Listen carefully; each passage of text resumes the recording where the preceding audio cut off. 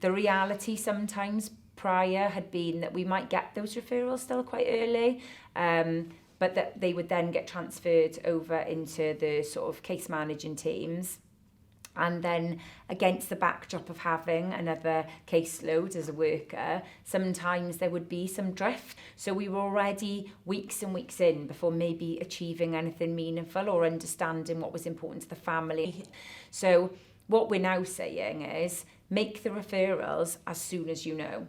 And if a parent, and it's about parents' choice, if a parent wants to work with us before the 12-week stage, then we start. Jigsaw is a joint health and local authority project, and we support young or vulnerable parents before birth. So we've got a team of 6 midwives, 4 nursery nurses and 6 parenting workers, all based in the same team, all co-located. So 95% of our referrals come at the 10-week booking appointment with community midwives. At that point, they refer into Jigsaw for additional support from our specialist midwives. Sometimes they also refer into our single point of entry for social services. At that time, we pick up the referral, and historically, our midwives would take over the care from 15 weeks, and I would allocate a parenting worker around the 20-week mark, and social services would allocate a social worker around 17 to 20 weeks mark as well.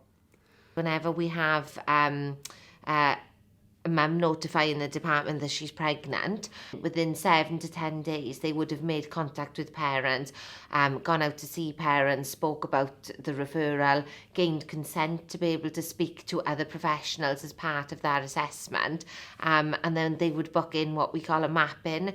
That is happening at around 13 to 14 weeks after conception now. We would then speak with all professionals around to share that information, and hopefully by the end of that mapping you would have a number of support services being referred to because parents have already given consent, and there is a plan. We've got 26 to 27 weeks now to work with these families to try and achieve the outcomes of what matters to them. We now are in 2-3 months earlier than we were previously, and we thought we were in an early intervention service. The mapping meetings I've attended, there's been around about 8 people, maybe 10. You know from the very beginning of this pregnancy what you're dealing with.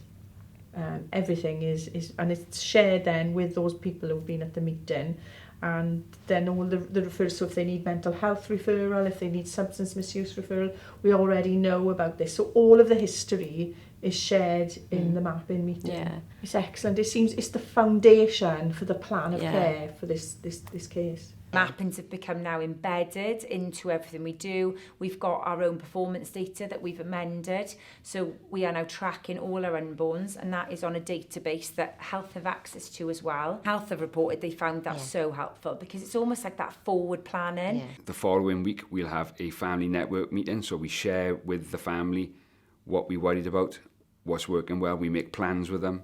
We take on board their opinions, their points of view, what matters to them. And then we're able to jointly make a plan with the family to try and achieve a positive outcome for these families. I think professionals have really bought into the mapping process. We did a lot of development days before we embarked on starting to change things in our process, and we helped people to think about how it could look differently. So that was colleagues from all our internal support services, some external services, from midwifery, from health, and I think what people started to see the value in was, what did happen was you get a referral, the case gets allocated to a social worker, the social worker starts an assessment, and so you're talking about, you know, an 8-week pretty much assessment. Before then you determine what the plan is. So suddenly you're not thinking about the support until sometimes 20 weeks, and you've missed that window of opportunity. So we sort of flipped it and said, what if we could all be round a table within 2 weeks of a referral, clearly identifying what mattered, getting then all those people around a table and taking accountability and responsibility for everyone's role in that, not waiting until the end of the assessment, actually getting it in and front loading it. So yes, we might still do the assessment, But what we're assessing then is whether the support that we've identified has gone in and made a difference, potentially, to how we feel the unborn baby needs to stay open to us. And I think the difference for me is when you have that earlier involvement, what that ultimately means further down the line is you know what your birth plan is earlier.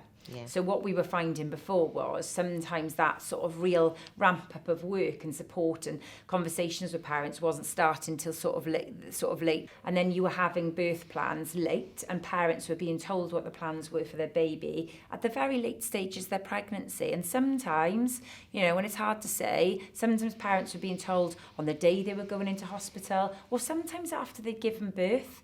And that was something that we felt really strongly needed to change.